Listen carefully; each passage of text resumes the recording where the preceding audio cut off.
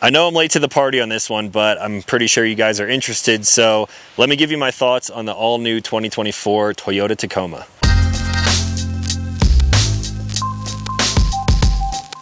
What's going on, everyone? Back with another episode of Stuff and Things. I'm out here camping in the mountains of Colorado once again, and I happen to have the C4 Shop Tacoma behind me.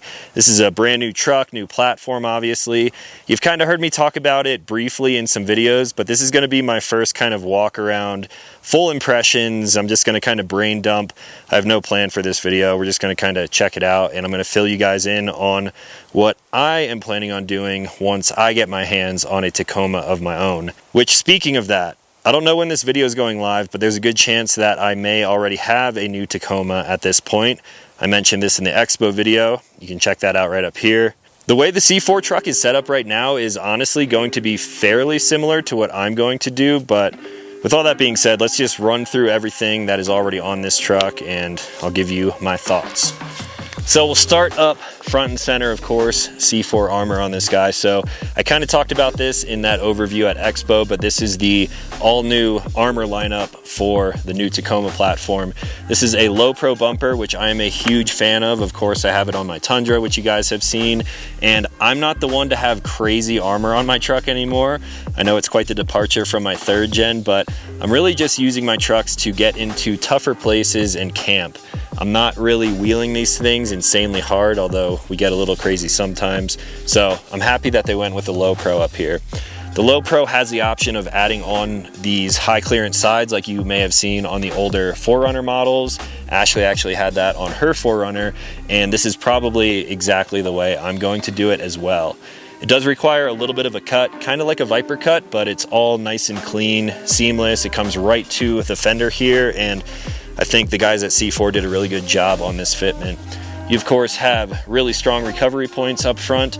I'm not sure if these trucks even have recovery points from the factory. The Tundra didn't, so that was a huge bonus of putting a C4 bumper on that truck.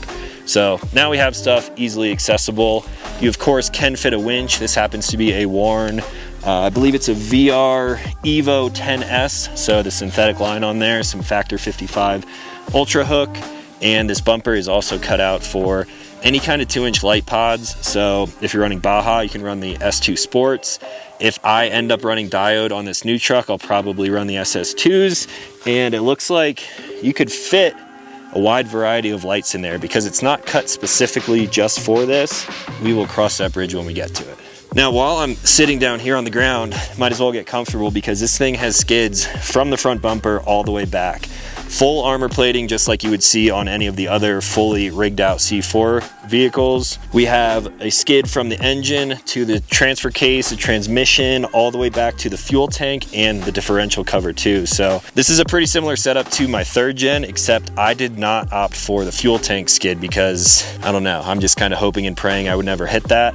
I don't think I'm going to do that on my new truck either, just because it adds weight and I don't want to make this thing crazy heavy, but I am liking all the low pro stuff because this is going to weigh a lot less than the Overland series bumpers.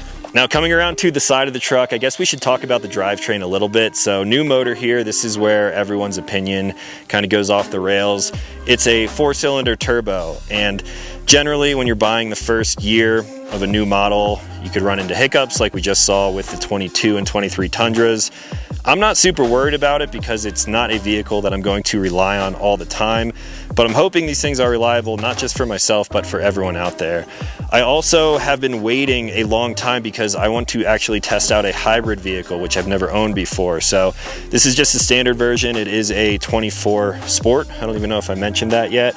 So it has a little bit of packages on it, and the Toyota packages, like I've talked about before, kind of crazy and all over the place. So we're not really going to dive into the interior, but I think this motor will hopefully be good.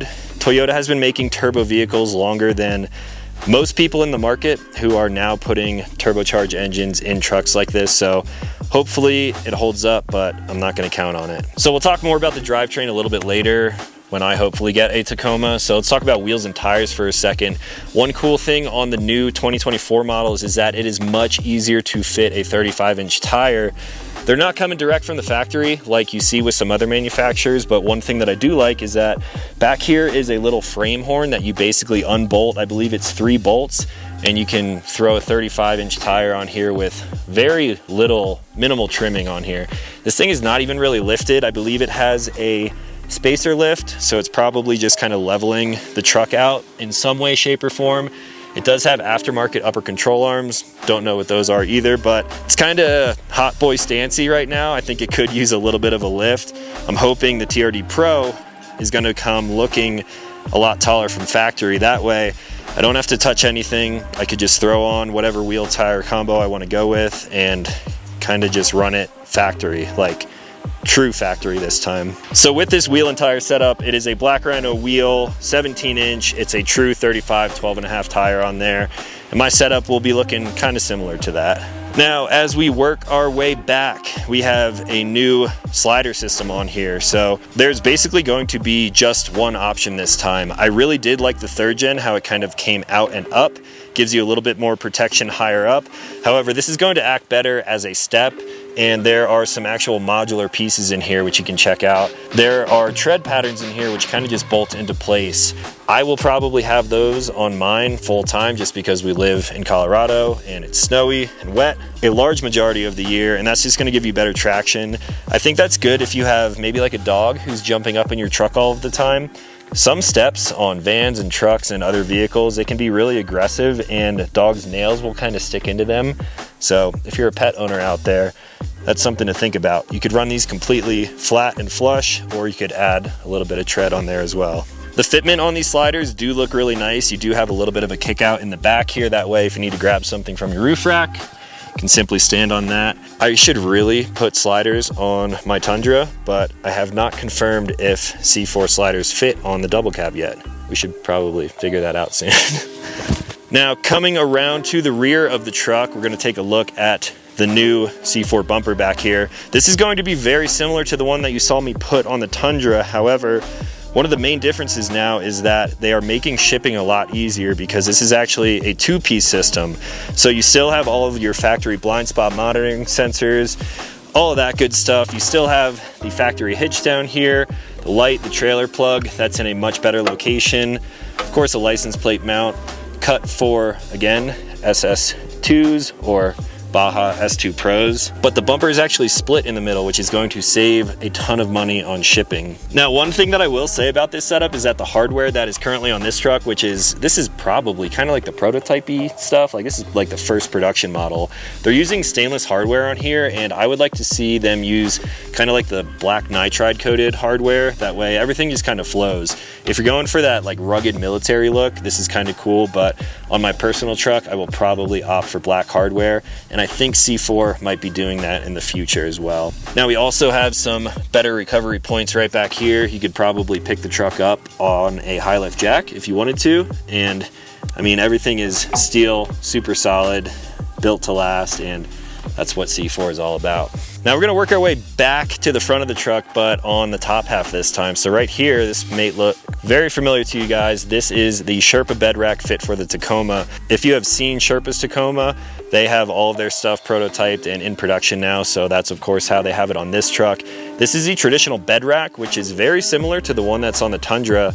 The only difference on the Tundra is that we of course adapted it for the Diamondback cover. Those racks for Diamondbacks, which is probably few of you out there, but if you're looking for the toughest rack in the industry that fits with a Diamondback cover, they might be available right now. I'm gonna leave links to a lot of the stuff we're talking about in the description down below. At the point of me filming this video, they are not available yet, but I got word that they're going to be coming very soon. So I'll post all about that when it happens. The cool thing about this setup is that I'm actually going to be able to run just 2 towers instead of 4 like I have on the Tundra. So I'm just going to be utilizing the rear and front cleats here. My rack will be a little bit longer overall because of how it mounts to a Diamondback cover. And then I can run things like recovery gear, handles, shovels, whatever I want down each side of this. I haven't quite decided on the actual height of the rack yet because I'm not sure what tent I'm going to run, but there's a good chance it will be this guy right here.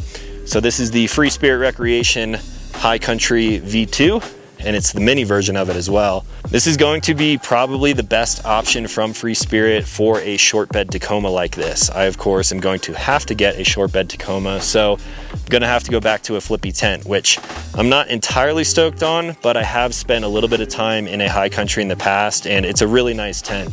You got tri-layer fabric, you have the integrated LED lights, lots of storage. It's fairly lightweight, and there's a lot of good things to talk about that, but I'll bring you guys a full review of this tent at some point. It's one of the few Free Spirit tents that I haven't brought you guys a review on yet. Now we'll keep making our way forward here. I guess kind of last but not least, the Sherpa roof rack up here. So you can kind of hop up here. I'll grab some B-roll as well. They actually have some mounting panels for giant roto packs, which is a really nice touch. I am going to be changing my philosophy a little bit on this truck.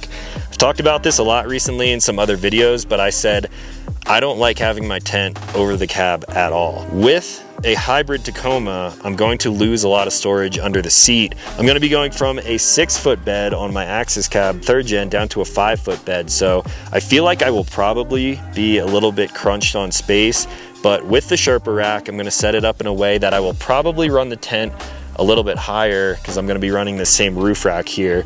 In that case, I can run my recovery gear on the rack, but then also run some cases on the roof. So I know I'm going against what I said, and if you're gonna be road tripping with your truck, it's kind of annoying to take a hit on MPGs. Also, if the truck is not set up proportionally, and this is just an aesthetic thing, but I think it can look kind of goofy. This is gonna be my first attempt at doing it, and I got an eye for it, so I think I'll do a pretty good job, at least in my opinion. You guys will have to let me know whenever we get to that point, which will hopefully be before Overland Expo in Loveland, Colorado.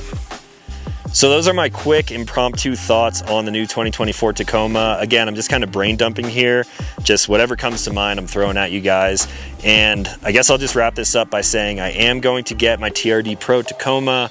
Hopefully in the next 2 weeks. I might have it, like I said, while I'm filming this video, and I'm gonna try to make as much content with that as soon as possible, because the TRD Pro is of course a hybrid. There's not a ton of information out there on them now. There's also a lot of controversy around these trucks with overheating and running 35's and this and that, whatever. So I'm just gonna be as true and honest as I always am in all of my videos. And if something blows up on the truck, I of course am gonna make videos on that, because it's kind of my job to tell you guys about that stuff. This goes back to the issue that the Tundras were having. A ton of people in my comment sections were saying, oh, way to go, you bought the truck that's blowing up all over the place. And luckily mine's a 24, so it's not affected by that. If my truck does blow up, I'm gonna make videos on it. I mean, I think it's interesting. I think it's my job and duty to tell you guys all that stuff. So we're gonna kind of do a very similar thing with the Tundra on the new Tacoma, and this will be the more wheelie kind of rig. I'm not going to be doing crazy long road trips in the Tacoma when I have the Tundra, and now I have to kind of figure out how each of these vehicles, including my van, is going to fit into my normal scheduled content. So if you guys have any questions of my thoughts on this truck or the Tundra or anything else that's on your mind, let me know in the comments down below. I'll try to answer anything as best as possible, and stay tuned for the next update where hopefully I have a new 2024 Tacoma of my own. So that's all. If you guys are new here, consider clicking subscribe. I make new videos every single week. As always, thanks for watching. I'll talk to you in the next one.